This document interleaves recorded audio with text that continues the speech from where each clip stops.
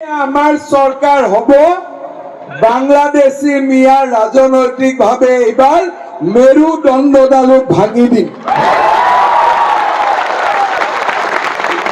এইবাৰ যিমান এভিকশন হল অহাবাৰ 4 গুণ বেছিকৈ এভিকশন কৰিম।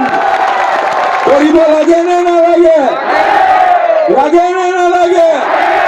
বাংলাদেশি মিয়াক ট্ৰিটমেন্ট দিব লাগে নে নালাগে? বিজেপিয়ে কৰিব পাৰে নে নোৱাৰে? কৰি আমি দেখুৱালো নে নাই দেখুৱালো?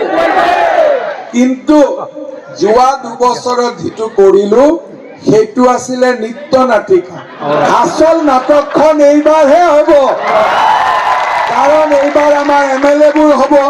যোৱাবাৰ এমএলএ নাছিলে, এতিয়া পবিত্ৰ টংকেশ্বৰ জিবৰান সব জিকাৰ পিছত আমি আমাৰ সংৰক্ষণৰ বাবে কাম কৰিম। কিন্তু বেছি মুছলমান, ভাৰতীয় মুছলমান, অসমীয়া মুছলমান কোনো চিন্তা কৰিব নালাগে।